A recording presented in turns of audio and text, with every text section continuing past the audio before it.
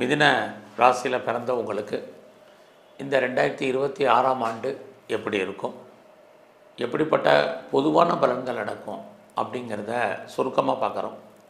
இந்த வருஷத்தில் ஏதாவது கிரகங்களுடைய பயிற்சி இருக்கா அப்படின்னு பார்க்குறோம். அப்படி பார்க்குற போது ஜூன் 1ஆம் தேதி குரு பகவானுடைய பயிற்சி உங்களுடைய மிதுன ராசியிலேருந்து கடக ராசிக்கு வர்றார். இந்த வருஷம் டிசம்பர் கடைசி முதல் வாரத்தில் தான் ராகு கேது பயிற்சி இருக்குது. ராகு பகவான் ஏற்கனவே உங்கள் ராசிக்கு 9ஆம் இடத்துல இருக்கார், கேது 3ஆம் இடத்துல இருக்கார். இந்த வருஷம் முழுவதுமே திருக்கணித பஞ்சாங்க அடிப்படையில் சனி பகவான் உங்களுடைய ராசிக்கு 10ஆம் இடத்துல மீன ராசியில் சஞ்சாரம் பண்ணுறார். ஆக இந்த கிரகங்கள் இருக்கக்கூடிய இடம், இவங்களுக்குன்னு பார்வை இருக்குது, இவங்க பார்க்கக்கூடிய பார்வை, இவங்க எந்தெந்த நட்சத்திரத்தின் வழியாகலாம் சஞ்சாரம் பண்ணி இந்த வருஷத்தில் நமக்கு பலன் செய்ய போகிறாங்க, இது அத்தனையும் கணக்கில் எடுத்துக்கிட்டு தான் பார்க்குறோம். இதை விட மேஜராக சூரியன், செவ்வாய், புதன் இந்த கிரகங்களையும் கணக்கில் எடுத்துக்கிட்டு நாம் இந்த வருஷம் மிதுன ராசியில் பிறந்தவங்களுக்கு எப்படி இருக்குன்னு பார்க்குறோம்.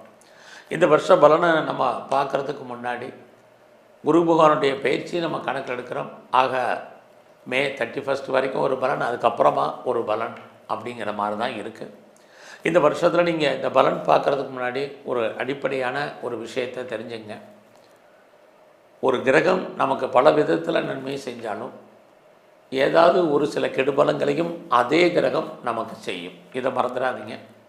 ஆக எல்லா கிரகங்களும் நன்மையை செய்யும், எல்லா கிரகங்களும் நம்ம லைஃப்பில் கெடுபலங்களை செய்யும். இது எப்பயுமே கிரகங்களுக்கான பலன். அது மட்டும் இல்லை, வேறு ஏதாவது ஒரு கிரகம் நன்மையை செஞ்சாலும் இன்னொரு கிரகம் நமக்கு தேவையை செய்யும். ஆக நம்ம எல்லோருமே ஏதோ ஒரு கிரகத்தின் அடிப்படையில் தான் பிடியில் தான் வாழ்ந்தாக வேண்டிய காலகட்டத்தில் இருக்கும்.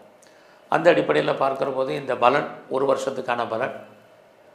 ஆக எந்தெந்த காலகட்டங்களில் என்னெல்லாம் நடக்கும் அப்படிங்கிறத பார்க்குறோம். நமக்கான அடிப்படை தேவை இந்த வருஷத்தில் முதல்ல நமக்கு பண வரவு, அடுத்தபடியாக நம்முடைய வேலை வாய்ப்புகள், நம்முடைய பிஸ்னஸ் எப்படி இருக்கும், குடும்பத்தில் நல்லது நடப்பதற்கான வாய்ப்பு, கடன், நோய், இதுதான் நம்ம எல்லாம் பிரதானமாக பார்க்குறது. ஸோ இதெல்லாம் எப்படி இருக்குது அப்படிங்கிறத பொது பலனை இப்போ நம்ம பார்க்குறோம். அப்படி பார்க்குற போது உங்களுடைய மிதுன ராசியில் இந்த வருஷம் 31ஆம் தேதி மே வரைக்கும் குரு பகவான் உங்கள் ராசியில் இருக்கார். குரு பகவான் இருக்கிறதே உங்களை பொறுத்த வரைக்கும் ஒரு தெய்வ அனுகூலம் தான் சொல்லணும்.